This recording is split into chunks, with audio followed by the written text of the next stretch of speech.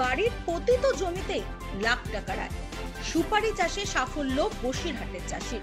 উত্তর 24 পরগনা জেলার বসিরহাটের মৈত্র বাগান কলবাড়ি এলাকার অরবিন্দ মণ্ডল বাড়ির পতিত জমিতে গড়ে তুলেছেন সাফল্যের এক নতুন দৃষ্টান্ত।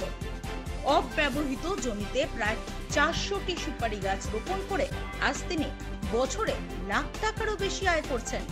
প্রথম দিকে শখের বশেই তিনি সুপারি চাষ শুরু করেছিলেন, কিন্তু কয়েক বছর যেতেই সেই গাছগুলো ফল দিতে শুরু করে, আর এখন সেটাই তার আয়ের অন্যতম প্রধান উৎস। বিশেষজ্ঞদের মতে উন্নত প্রজাতির সুপারি গাছ সাধারণত 2.5 থেকে 3 বছরের মধ্যেই ফল দিতে শুরু করে। অল্প জমিতেই এই চাষ সম্ভব। সামান্য পরিচর্যা, নিয়মিত জলসেচ আর প্রাকৃতিক পরিবেশ থাকলে খুব সহজেই ভালো ফলন পাওয়া যায়।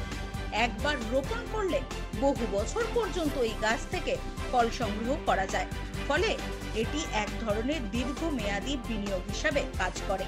সুপারি গাছ ছায়াযুক্ত স্থানেও ভালোভাবে বেড়ে ওঠে, তাই বাড়ির বাগান বা গাছপালায় ভরা জায়গাতেও এটি চাষ করা যায়। এমনকি এই গাছের নিচে অন্যান্য ফসলও একসঙ্গে চাষ করা সম্ভব, যা জমির সর্বোচ্চ ব্যবহার নিশ্চিত করে। এইভাবে পতিত জমিকে কাজে লাগিয়ে আয় বৃদ্ধির পথ খুলে দিয়েছেন ওই ব্যক্তি। তার অভিজ্ঞতা এখন অনেক গ্রামীণ পরিবারের অনুপ্রেরণা হয়ে উঠেছে। যথাযথ পরিকল্পনা ও পরিশ্রমে সুপারি চাষ সত্যি হতে পারে লাভজনক একটি উদ্যোগ। এই মুহূর্তে প্রায় 400-এর উপরে গাছ আছে। প্রতি বছরই আমি গাছ লাগানো আমার একটা শখ। আমি প্রথমে 6 ফুট অন্তর গাছ লাগাই, তারপরে যখন গাছটা বড় হয়ে ওঠে, মোটামুটি 2 বছর হয়ে গেলে তার মাঝখানে আবার একটা করে লাগাই। এটা কি আপনার নিজের জমি? সব আমার নিজের জমি। তারপর কি করেন? এটা আমার মানে শখ থেকেই প্রথম শুরু করেছিলাম। এখন দেখতে পাচ্ছি এর থেকে তো ভালো আয় হয়। এখন এটা আমি বিক্রি করে দিই, কারণ নিজে গাছে উঠতে পারিনি। বিক্রি করে দেওয়া লস হলেও মানে হিসাব মতন লাভ হওয়া উচিত যদি নিজে করতাম। সেক্ষেত্রে ধরুন এবারে আমি প্রায় এবার 50,000 টাকা বিক্রি হয়েছে। যারা পেড়ে নিয়ে যায় তারা এর থেকে লাভ করে। এবার গত কয়েক বছরের তুলনায় এবারে ফলনটা খুব বেশি হয়েছে, এরা নিজেরাই সেটা স্বীকার করেছে। এছাড়া এটা যদি আমি নিজে চাষ করতাম তাহলে লাখের উপরে আমি এই গাছের থেকে উপকৃত হতে পারতাম। মানে গাছ লাগানো আপনার নেশা?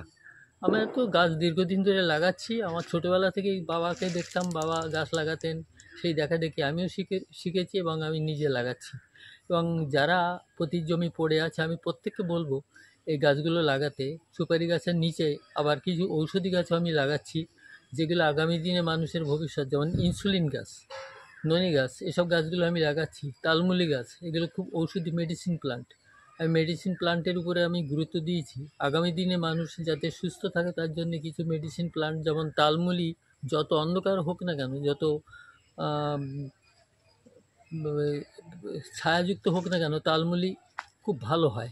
তারপরে আগে যেমন আমরা হলুদ লাগাতাম, হলুদ গাছের পরিবর্তে আমি এখন ইনসুলিন গাছ লাগাচ্ছি, যেটা মানুষের উপকারে লাগবে আগামী দিনে। প্রতিটা ঘরে ঘরে সুগার ঢুকে যাচ্ছে, অতএব ইনসুলিন গাছ আমাদের খুব উপকার করবে। সেই ইনসুলিন গাছ আমি ব্যাপক হারে লাগাচ্ছি এবং আমি তাতে কি উপার্জন বেশি হবে? উপার্জন অনেক বেশি হবে, কারণ একটা ইনসুলিন গাছের পাতা খেলে আপনার ওষুধ খেতে হবে না পর্যন্ত আমি এটা শিওরিটি দিতে পারি। আপনার নাম? আমার নাম অরবিন্দ মণ্ডল। আমি দীপঙ্কর রায়। শ্রী অরবিন্দ মণ্ডল আমার প্রতিবেশী যে ধরনের গাছ রোপণ করেছে এবং যেভাবে এই জিনিসটা স্প্রেড হয়েছে, আমি তার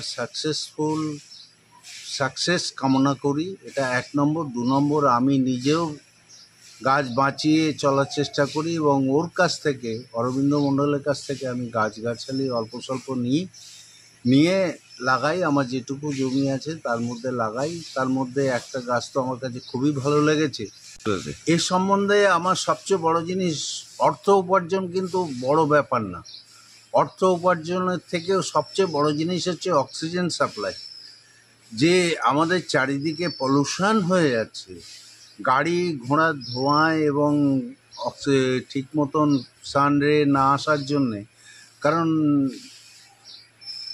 on all side all cement concrete বাড়ি ঘরদোর, কিন্তু তার মধ্যে দিয়ে ও যে গাছ তৈরি করার পরিকল্পনা নিয়েছে, it is too much supplying the oxygen as well as মানসিক হেল্প প্রত্যেকের খুব সুন্দর থাকে। ওর বাগানটা দেখলে অন্তত আমি নিজে খুব খুশি হই যে একটা জিনিস। হ্যাঁ, বিজনেস তো আছেই, মানুষের পেটের দায়ে কিছু গাছ বিক্রি করতে হয়, কিছু গাছ আবার নতুন করে তৈরি করতে হয়, এটা তো আলাদা জিনিস। কিন্তু এই যে সমাজের যে উপকারটা, এই উপকারটা করছে, এটা কিন্তু আমার কাছে একটা খুব বড় পাওনা।